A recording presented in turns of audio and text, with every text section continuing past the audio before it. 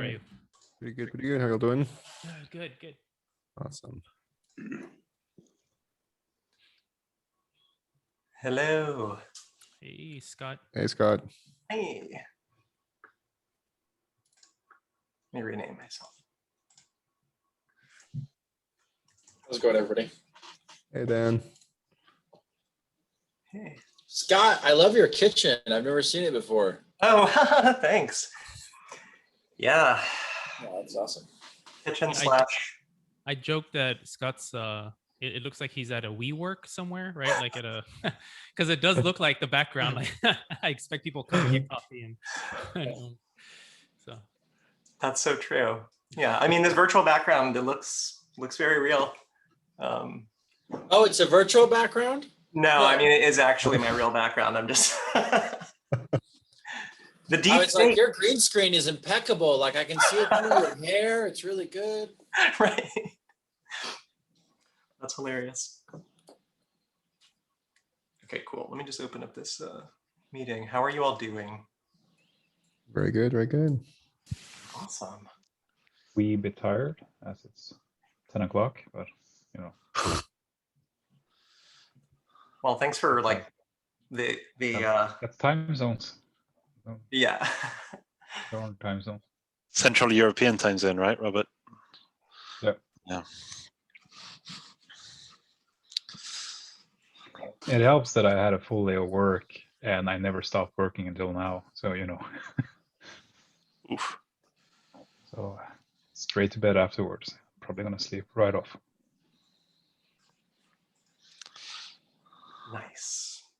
Okay, I'm gonna just post. I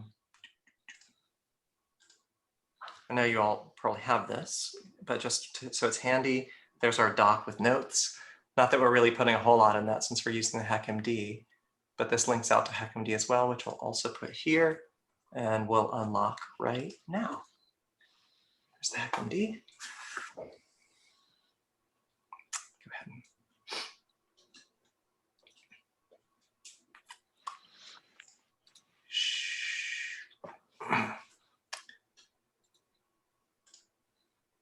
okay, so now signed in users should be able to edit. Just let me know if you can't. I think it looks good. Yeah. All right, great. Yep. Oh, Yep, looks good. I just realized that we've been recorded all this time. So if anyone doesn't want to be recorded, let me know. I'll stop it and we can, I guess, boot you off the call and then record it. But I'm assuming it's good for everybody. I don't think we said anything sensitive except for, you know, that this is not a green screen behind me. So I guess for anyone coming to look at this later, not sure how many will, but welcome to the April 14th GitOps Principal Sync number 3. The purpose of this is linked in the notes here, but just as a quick summary for anyone listening, is that we've had sort of a not that big of a pull request, but really just a lot of players or a lot of interested parties here who have some thoughts about the foundational principles of GitOps. And so far, most of this has been uncontroversial, but there are some things that have been discussed and resolved so far. And we are now, let's see, correct me if I'm wrong, folks, but I think we got, you know, through 1 through 3 and are on number 4 as well, or are on number 4. And our process has been to take anything that seems questionable, move it to notes. So, hey, Shlomo. Yeah, that sounds about right from last meeting. yeah, I concur. I think we've just finished doing 3, and are on to 4 from what I understand, right? Just as a quick kind of housekeeping, I think we have a pretty large crowd today. This is the largest crowd that we've had join this call.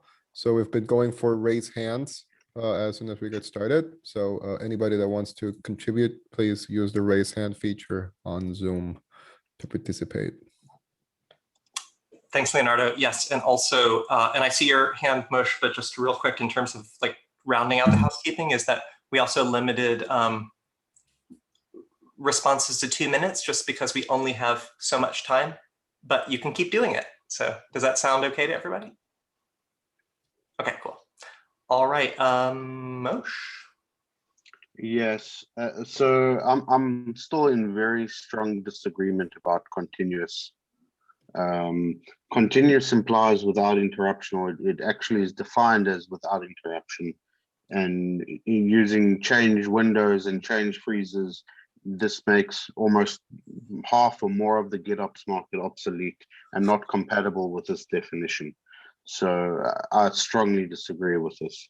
The principle of state reconciliation, yes, but not continuous state reconciliation.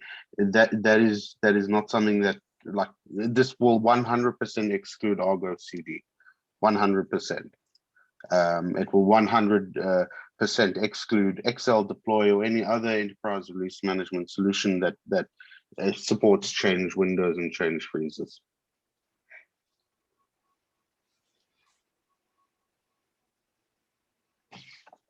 That's me. So clarification, why do you think that would exclude Argo CD? Sorry for speaking out of turn. I just want some clarity on that. Why do you think it excludes Argo CD? Because on Argo CD, you can add a freeze period or a change window, and the change is not going to be applied until you hit that change window, which is against continuous. Continuous implies without interruption or gap, and a change window is an actual requested interruption or gap in deployments. So for me, this one is a critical one. One of the other items that would trigger an interruption, for example, is an incident.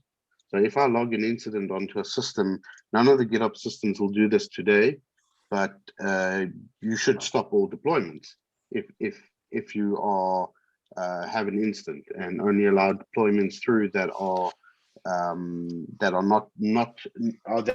for fixing the incident. So continuous, it puts a lot of constraints and restrictions on the definition of GitOps, and I don't think it's applicable here. You can choose to make your GitOps system continuous, but it should be a choice, not an enforced action. Would you mind? And I mean, there was several left. Sorry, I'll shut up. Other people have raised hands. Okay, I lowered mine as well. I think the next person is Shlomo, then Andrew, then Brice. Yeah, just from the chat. Sorry for jumping in late, and please correct me if I misunderstand the discussion. For me, actually, there's no conflict between base principle of continuous state reconciliation and having a freeze as part of the desired state. So the checking would still happen continuously, but part of the decision process would be to say, oh, stop, here is a freeze signal. So the decision outcome is always don't act because of the freeze signal. So that's why I totally understand your thought, Moshe, here. But in my heart, there is no conflict because I can resolve it by adding or by including the, so to say, the desired state freeze as part of my model.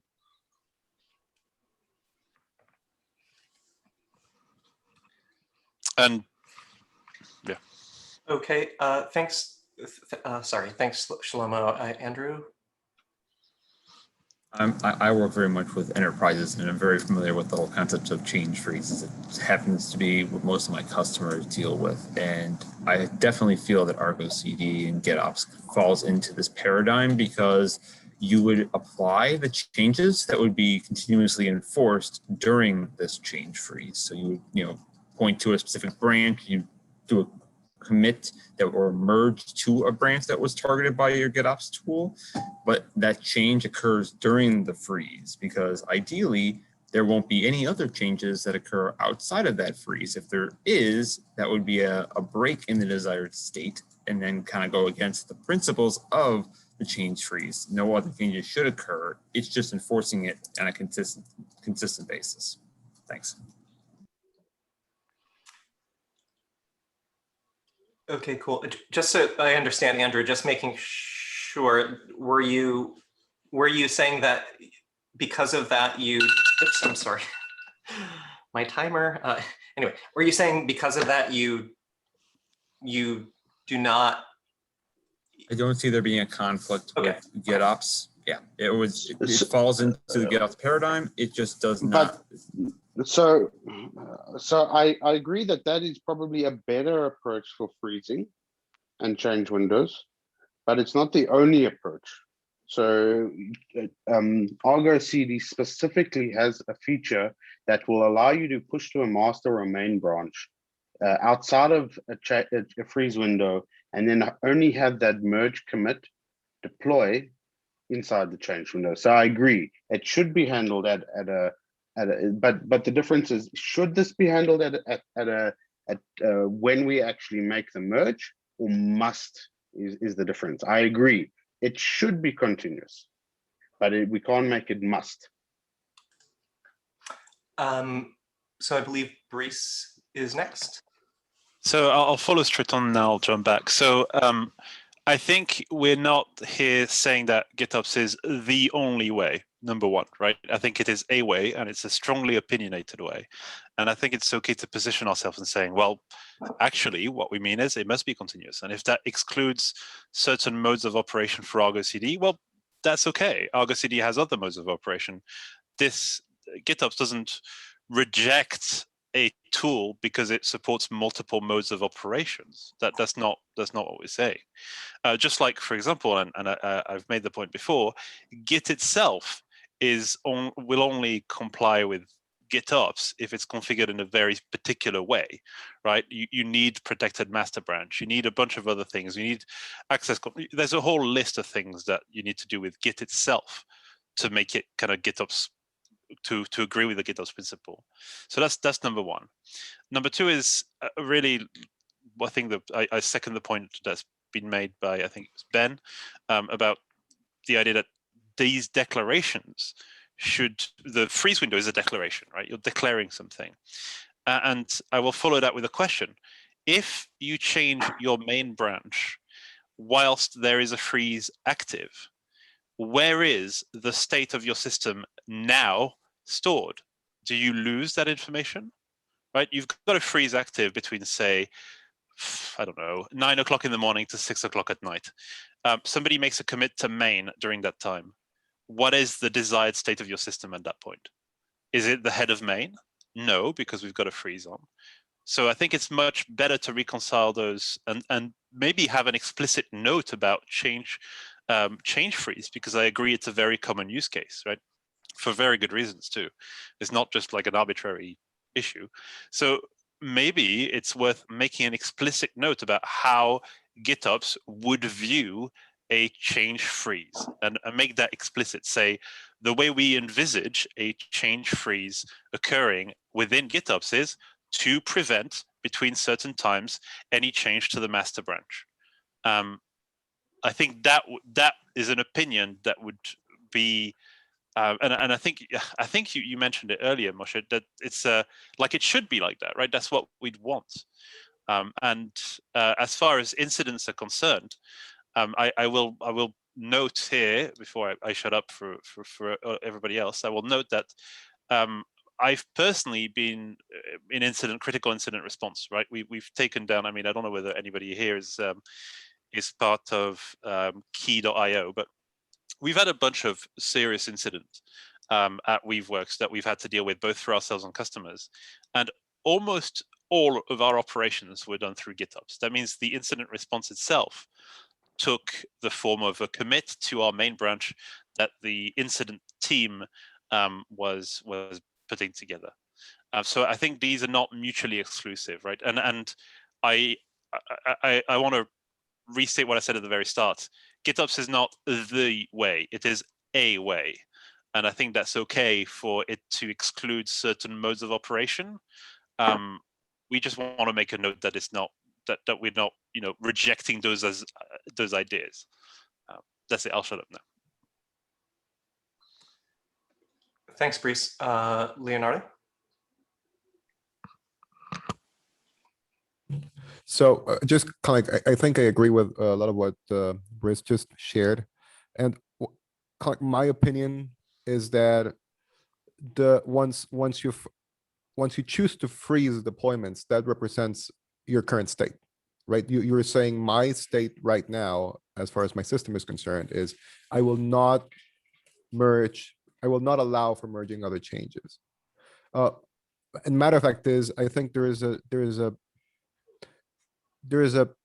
difference between the integration of new changes and the deployment of new changes. When you're saying I'm going to freeze my process, you're saying I'm not going to integrate new changes. I'm not going to merge new code. And this is a protection that you would establish in your integration process, in your integration pipeline. Where does that live? It would live in your different branches, feature branches that you're still not merging, in your open PRs. What you're saying is at this point, I'm not going to integrate any more changes into main.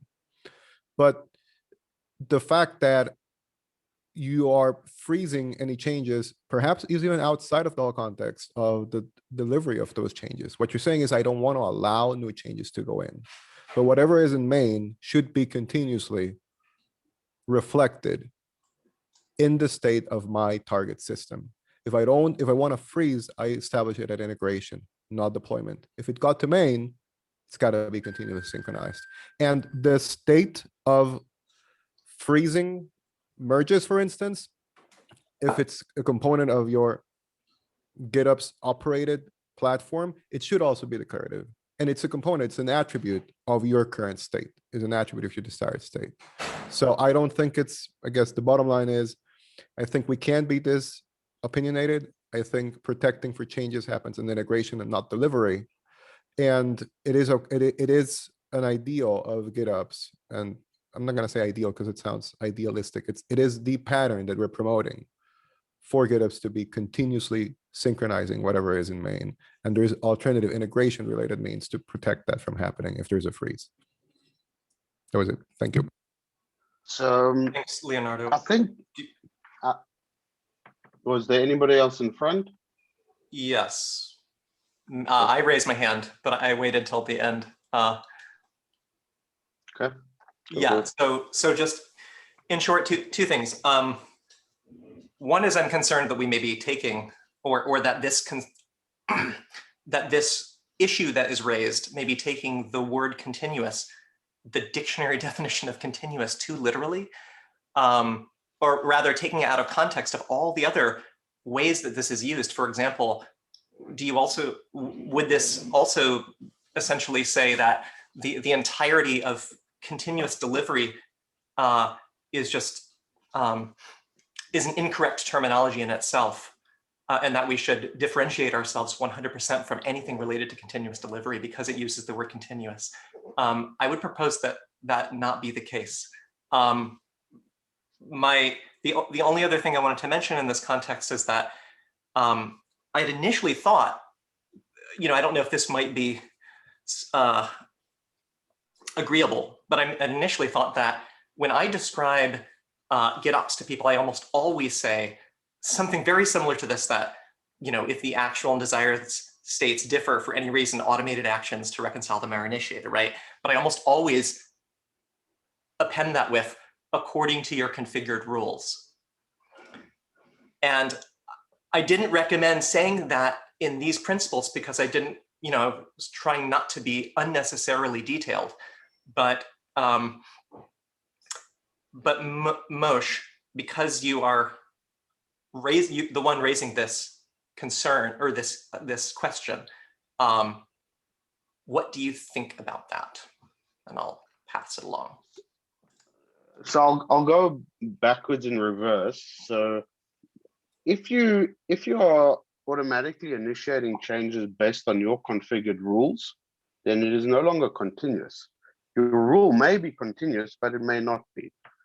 So I don't think you can have those two words in the same sentence. I'm sorry, Moshe, can I just, real fast, just so that there's not a miscommunication because you're responding to me. I was not using the word continuous as in a specific thing is going to happen continuously. there is some part of the system that is continuous. It doesn't necessarily mean a specific action has to be happening continuously for continuous reconciliation to happen.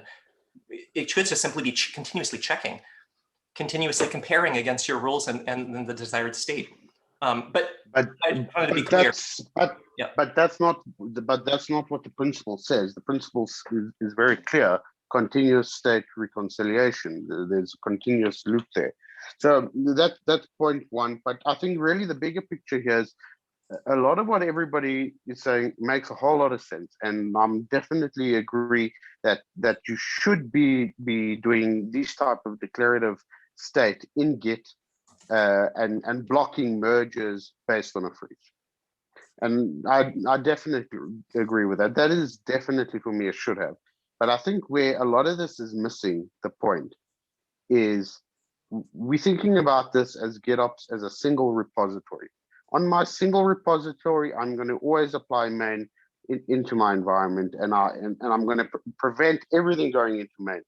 But I think that does not reflect the challenges of GitOps today when you want to scale this. So how do I handle 100 Git repos, and how do I handle a platform team that is now responsible for getting those Git repos into production?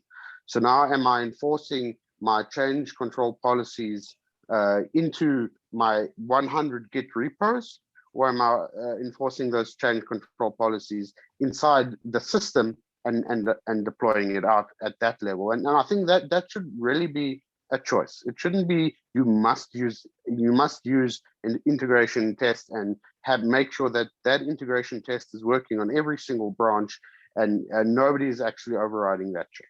That's a very difficult ask to prevent those checks from writing. It's definitely ideal. So I agree with that. But I think taking the step from should to must, I don't think it fully captures the complexity of the environment that this grows into. So that's kind of the second point, and then the first point being, if a deployment gentle time reminder, Mosh. Yeah, I'm moving quickly. So from the first thing is if you are always deploying from main, that isn't a reflection of your actual state. That's a reflection of your desired state. So that deployment can fail. And today, when you look at a Git repository, unless you have a pipeline that's running as a GitHub action, you will not know it. So we're not reflecting the state of the Git repository back into the Git repository. So GitOps today is a open loop, and I think that's one of the unsolved problems. And it's not an unsolved problem. There are ways to solve it, but people are not solving it. That I can commit to main, and I actually have no idea unless I have some feedback mechanism that I've built externally that says that I've committed to main, but that deployment actually failed, or that deployment hasn't actually gone through because there's a change freeze, and only once that change freeze goes through does my deployment in for example, GitHub deployments actually track the latest head. Gentle time again. I just want to be careful here. Cool. So that's the 3 points covered. So if what I'm suggesting here is, if we want to go to a baseline, we remove the continuous out of this equation and take it for further follow-up discussions and build more understanding and consensus around it. But as something that we're going out as a first pass that everybody agrees upon, I don't think everybody agrees upon continuous. Clearly not everyone on this call does. That's true. Dan, you are next. So I'm just kind of noodling on this idea of a freeze, and also like the idea of a rollout or things that continuously take place. So for example, if I have as my desired policy that when we make a change, we do it as a canary release. And that canary releases by definition are going to take some period of time, right? And what if it takes 24 hours for a canary release to occur? So you'd have a 24-hour period during which a canary was happening. Now there might be changes getting rolled up, but without stopping the release that's currently in process, you actually can't do the reconciliation to the latest version. And if anybody's ever tried to trigger multiple canaries at once on top of each other, this creates problems. And so, you know, what you end up usually doing is you kind of have a canary that's taking place. Once it's burned through, you kind of fast forward to the latest, and then you begin the canary again. And that way, you know, changes might stack up. So I'm wondering if in this scenario, that is essentially a floating lockout period that is just attached to the release process. Now, the release process is stated within Git, and it's following the policy that's declared, even though the policy declares that maybe some of these versions will be skipped in the deployment because we'll do a fast forward to the latest version because changes are just happening rapidly enough. It's hard for me to think about that process and not think that it's continuous. That sounds continuous, even though we're not overstepping changes. Does that sound like a dramatically different scenario in your mind, Moshe, or does that make sense? So that makes sense. And for me, I don't think that is continuous, because you're going to have points where you have undeployed head releases. So I'm going to go from one and then wait three mains and then go to the fourth. So I'm not continuously deploying numbers 2, 3, and 4. I'm stacking them up. So like stacking up for me is not continuous. So any change like has to be at that moment being deployed in order to be continuous, is what you're saying. Yeah, so what I'm saying is continuous means I make a commit to main or master, and my expectation is that that thing now applies in production. And then if the next commit to master happens, that exact same thing overwrites what I just did and applies it into production immediately. And like you can't have these gaps. So continuous, there's no gaps. It's defined as without interruption or gaps. If you have a gap, by definition, that's not continuous. So what you're describing here is a state reconciliation, but it's not a continuous state reconciliation. Can I propose that we move this? I think that we're not making any ground here.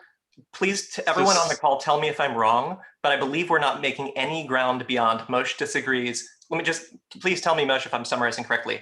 You disagree that the word continuous, period, whether it's industry standard in this area or not, means a very specific thing. And so far, no one else agrees with that. That's okay. There can be dissenting voices, but I don't think we're going to budge from here. And I'm concerned we're bike shedding. I think there are some really important points that have been made that are actually worth following up on rather than moving away from, because there's a couple of things that Dan said that like came up and I took some notes. Like canary, so the state of your system should be declared. Canary release that you're describing are canary releases where the state of the system isn't declared anywhere. That's not GitOps. A proper GitOps canary release, the agent that makes decisions about how traffic is routed would make a commit to your state store, right? That would feed back into your state store. It wouldn't. So let's say you're moving, 10% of your traffic to the new version. You would the agent would make a commit to your state store and say 10% of my traffic is now going. It wouldn't affect the system directly. You'd let the reconcilers reconcile that. The agent would observe the system and make a decision to move that to 20%, eventually moving all the traffic to your new version. You wouldn't have that kind of hanging state that's actually in your cluster in this case, right? It wouldn't be the state store wouldn't be the cluster. You declare the process of doing the canary release, and in this way you can do any number of canary release simultaneously, because at any point in time you know exactly how much of your traffic is going where and why, because that's all declared in the rules, right? So like for example, Flagger, which is like a tool that does continuous release right now, doesn't do that, right? It doesn't do that. It takes care of the traffic shaping in cluster without feeding the state back to the state store.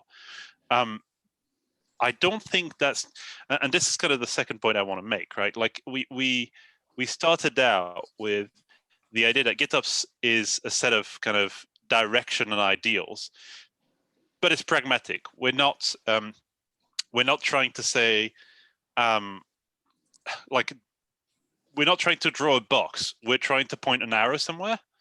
So the fact that, and I don't think Flagger should work differently, right? Flagger is very successful at doing what it does, for example, but that doesn't mean it implements all the principles to their full extent. And I don't think we should have that as a criteria either, right? Like, those are principles that can be implemented and pragmatically depending on your use case. The freeze change is absolutely one. Multiple repositories. I mean, I'm currently building a platform where there's a platform team and every tenant has a repository.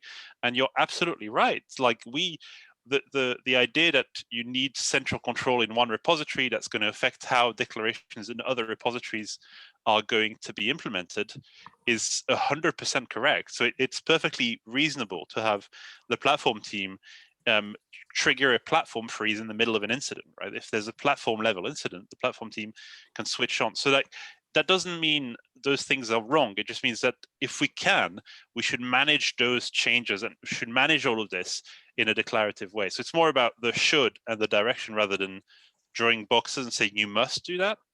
And I think it's okay if we're more strongly opinionated in the direction if we make it clear that we're not trying to draw a box, if that makes sense. That's it. So I 100% agree with you. I think Nate is next. Yeah, I was actually, Bryce kind of actually summarized things in great detail that I was trying to think about, because Moshe, I've been thinking about, okay, what if we took the continuous out? What if GitOps was not continuous? Would it still be GitOps? And the way I think about GitOps, and I could be incorrect here, is we're effectively taking the declared state of the system out of the Kubernetes cluster and into an external entity, which could be one or more Git repos. And we're externalizing the state declaration. And so there is a CD pipeline involved that could be ahead of the Git repo, and there's also one that's behind the Git repo into the cluster. But that CD pipeline is from the Git repo into the cluster is really more of an implementation detail.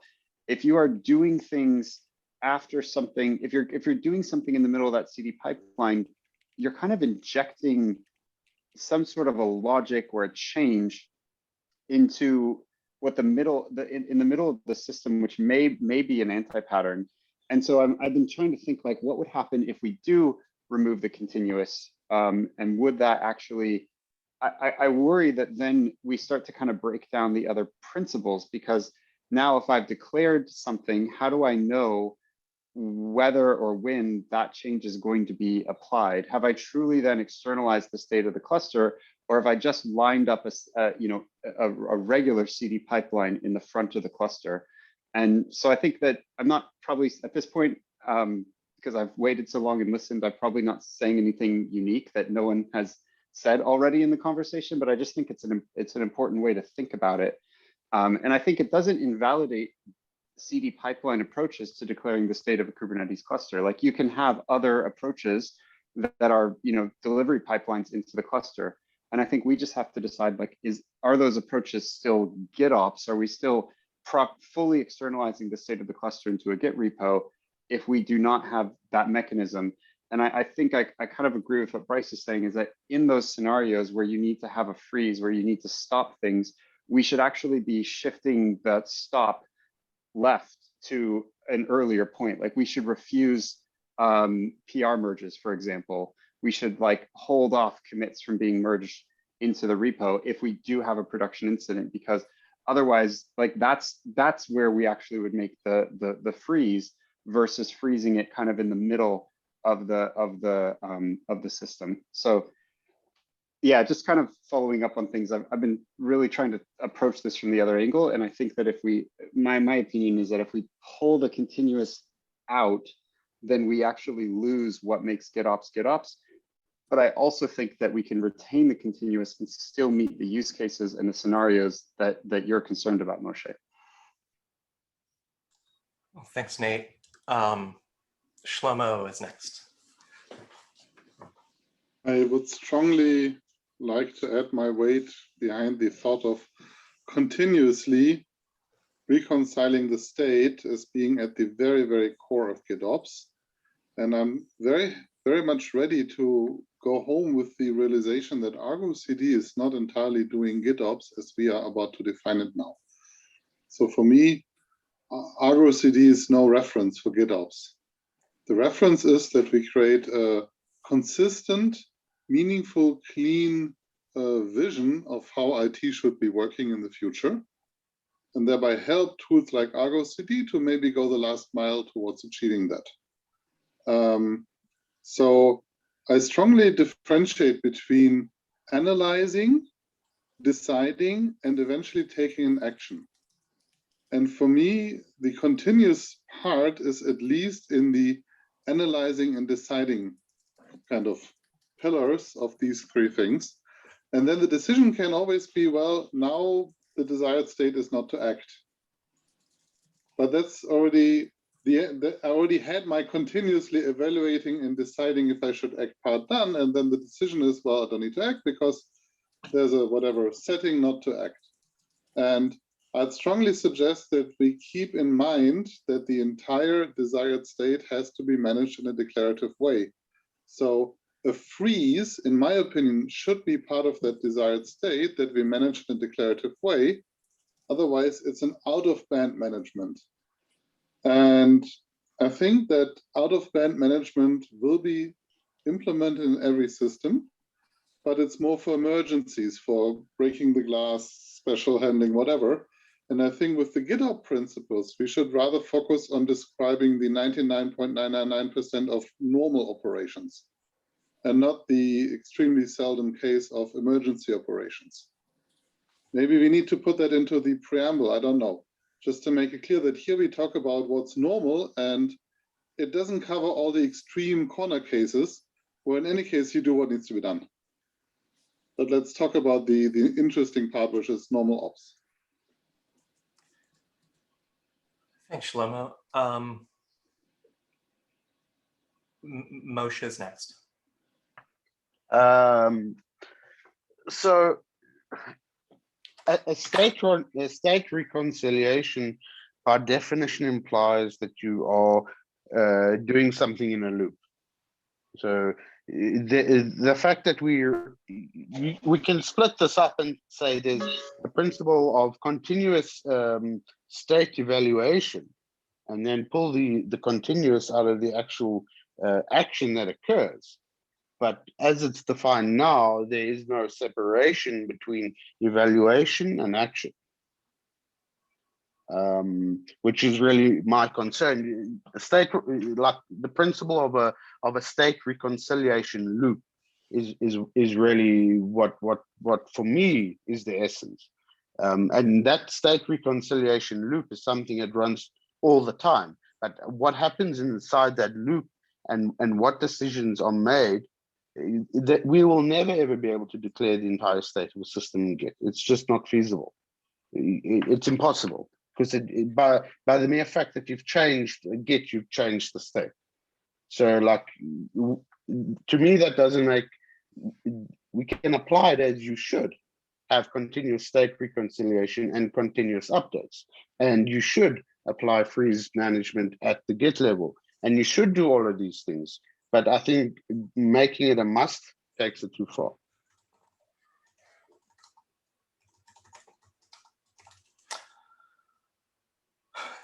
Thanks, Moshe.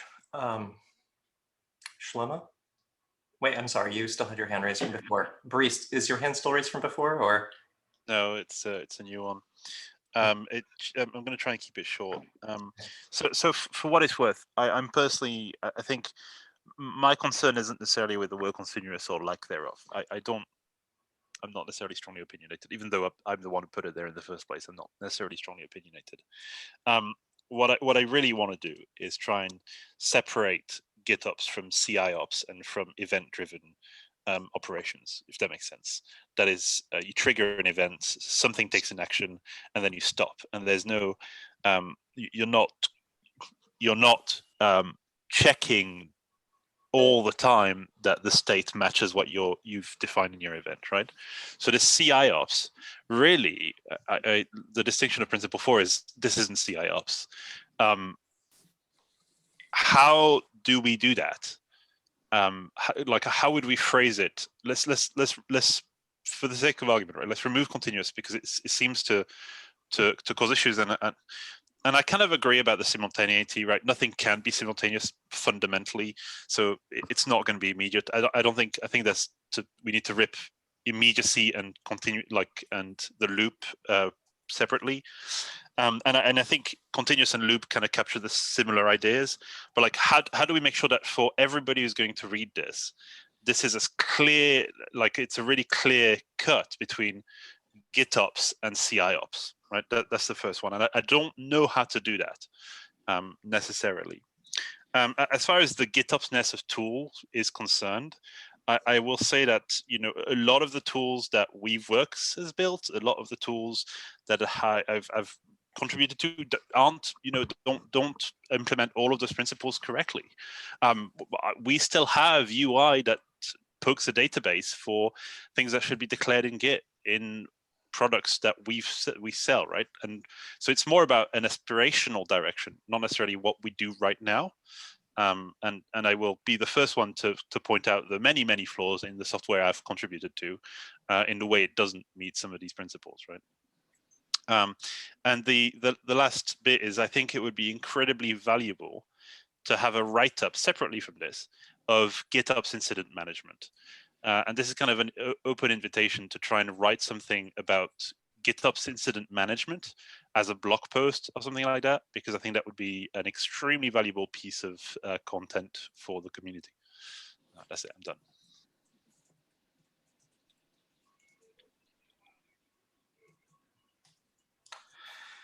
Okay, Andrew. I'd be interested in contributing to that type of article. I'm very interested in that space. Awesome. Cool. Would someone mind making a discussion about that or an issue or some place to? I'll make a discussion right now. Okay, great. Okay. Well.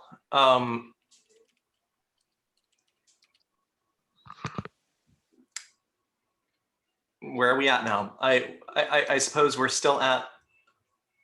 I don't think the bar has moved, has it?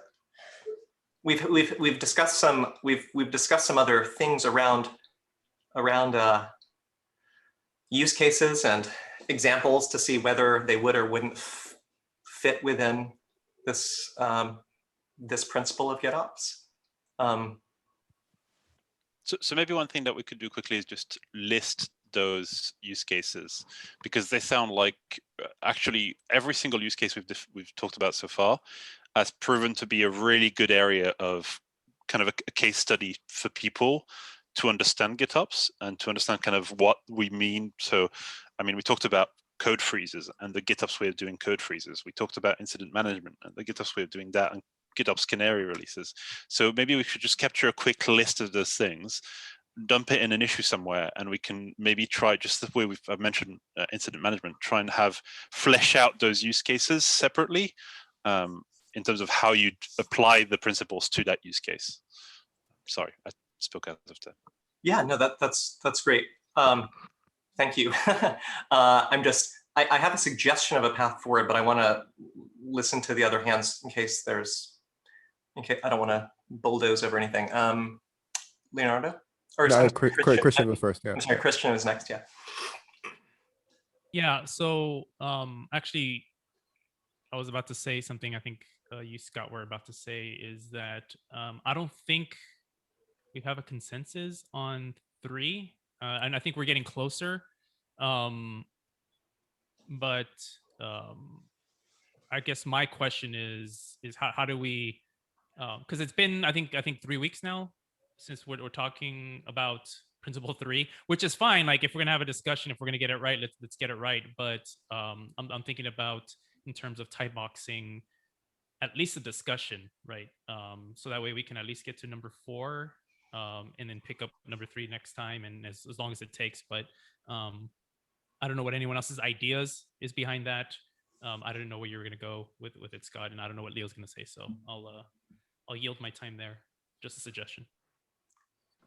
Cool. Thank you, Christian. So what I was going to say is that, first of all, I think we have to come up with a mechanism by which we don't get 100%, by which we can advance without expecting 100% agreement, because I think we might just circle around this forever. So that's kind of like one of the things. There's always going to be edge cases and corner cases and scenarios that might fall out of a given pattern, and that's fine. You know what I'm saying? There's commandments and then there's laws. And you know what I'm saying, that there's a difference. One is an ideal and the other one is kind of like the practical application of that. Self-defense versus don't kill. You know what I'm saying? So I think we have to remain at, I think the principles are more along the lines of commandments, right? These are ideals that we're striving for. And then also keep consciousness and mindfulness of the fact that we're really trying to get an initial version out. These calls are not about ironing out every possible detail and every possible use case. Is matter of fact is getting this exposed at a given version, at a given state, to even a broader audience. Because as we expose it to even a broader audience, we're going to get more feedback and more input than we're actually getting in these calls.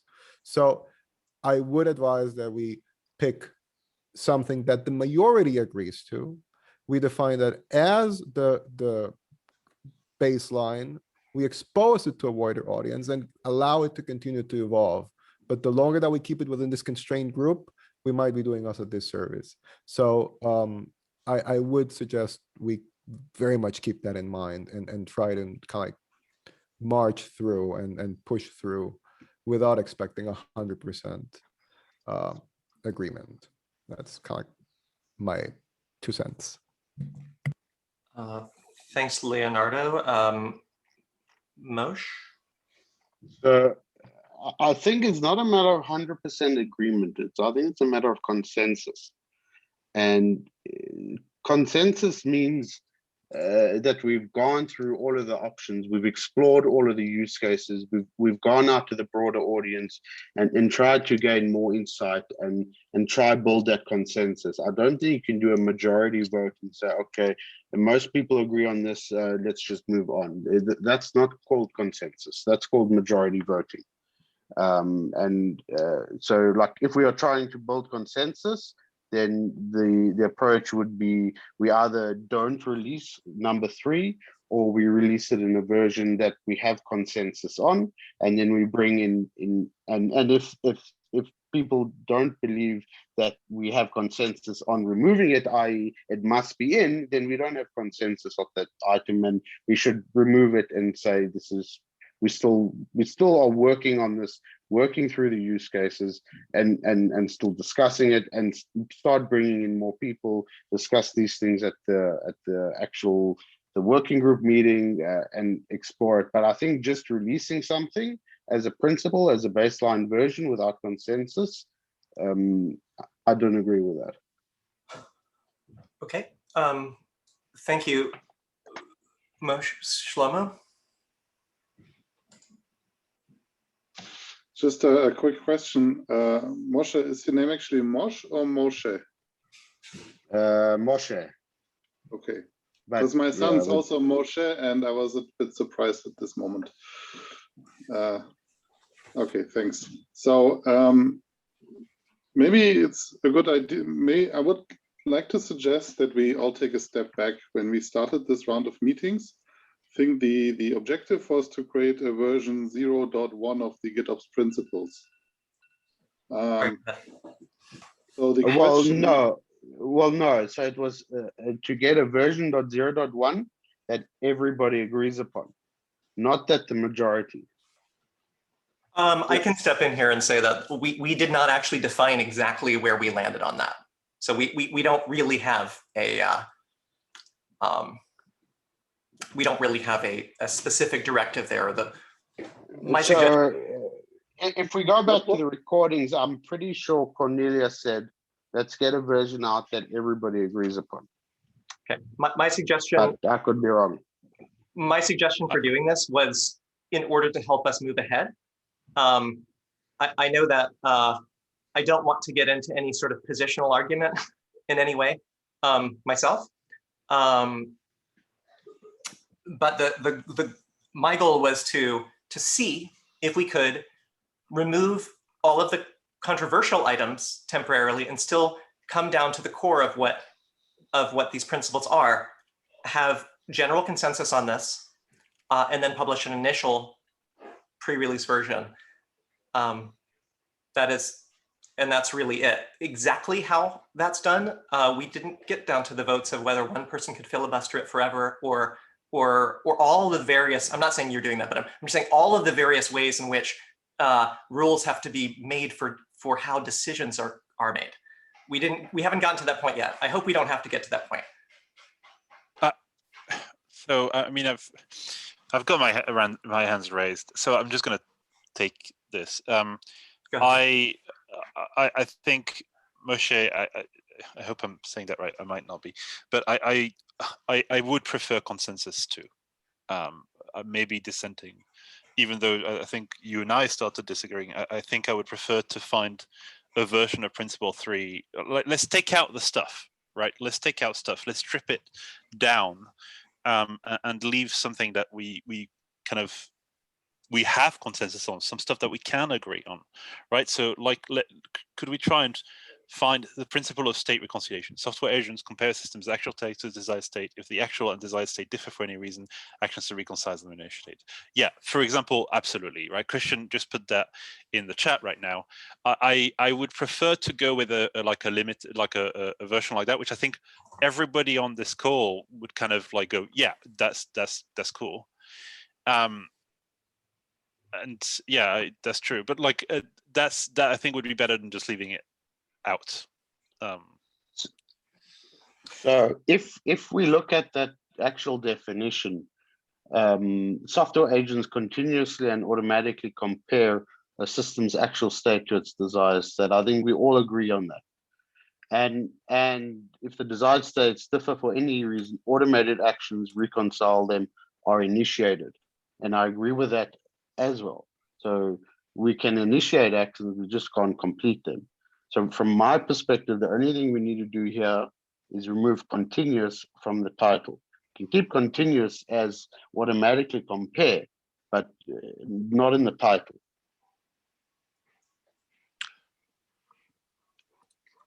I mean, I will, for the sake of us moving forward, given that we're actually explicitly stating it afterwards, I will second the notion that we just strike the word continuous from the principal title, which I think would let us kind of, because we describe it explicitly in the actual short summary, that would let us move forward with something that I think you'd find acceptable, Moshe, and that we can revisit later. Yeah, I would be happy with that. Okay. Christian? Yeah, so the consensus was reached, I guess, while I was waiting for my yeah. So I think I'm agreeing with Bryce here. Although I would like to keep it in there, but I think taking it out, if it gets us consensus and the continuous is part of the definition, I think just striking out continuous in the title, the principle of state reconciliation, basically just kind of saying out loud what I put in the chat, is kind of removing the things that I think is constant contention, to at least get what Shlomo was kind of saying is like, let's get consensus, let's get like the 98% of it out, and then hash it out later, I think. So anyways, that's a long way of me saying that I just agree with what Bryce and Moshe was saying. Okay, Leonardo? Yeah, I guess it makes me uncomfortable to remove it, but for sake of 0.1 and kind of like pushing through, as long as it remains a component in the actual description of the principle, not removing the continuously after software agents, just the continuous from the title. I can temporarily live with that discomfort. Okay, is there anyone else who who disagrees given that caveat?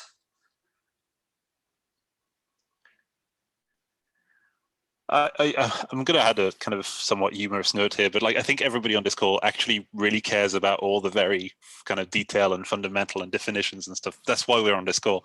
The truth is, I think a lot of the people who are going to read this would not notice the difference if that in kind of the subtle points we're discussing. That they would never figure, they never realize that was there. But I'm glad I'm glad I found my people who can be. If that makes sense. So For sure. I'm sorry, there are two quick things, just housekeeping. There was one text note about this by Robert, and then Leonardo raised his hand, and then Moshe. Just a quick note that kind of resonates with what Brice is saying. This is not a spec, right? This is not a spec that needs to be followed to the T when you're implementing a GitOps compliance system. This is something different, right? So I guess to resonate or to echo what Brice is saying, this is not something that somebody's going to grab to determine how much they apply to the standard, right? This is, I think, more kind of like theoretical in sense. So yeah. Okay, and Robert, do you want me to speak what you texted? Are you able to speak? Oops, I'm sorry. The volume is rather low. Well, no, I just say that I'd rather keep it in and then highlight it. So if we're aiming for a initial version of the principles, seeing that most people here agree that in we shouldn't remove it by principle. We should keep it in and then rather highlight it as a point for discussion later on.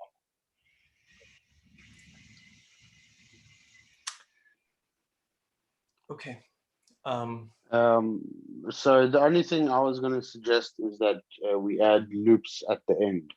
So the principle of state reconciliation loops, which has a lot of the continuous implications, but is not continuous, and leave the description as is. But that's kind of my 2 cents. Okay, so I think where we're at, no other hands are raised right now, is that we have 2 minutes left, and we in the last call we covered this exact same topic actually, and everyone agreed that loops was not. There were specific reasons why this was not to be in the title. Even though it is a very interesting line of discussion, and agreed that continuous was to be in the title. Today, not.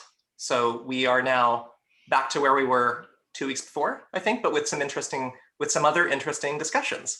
So I think we don't have a consensus, I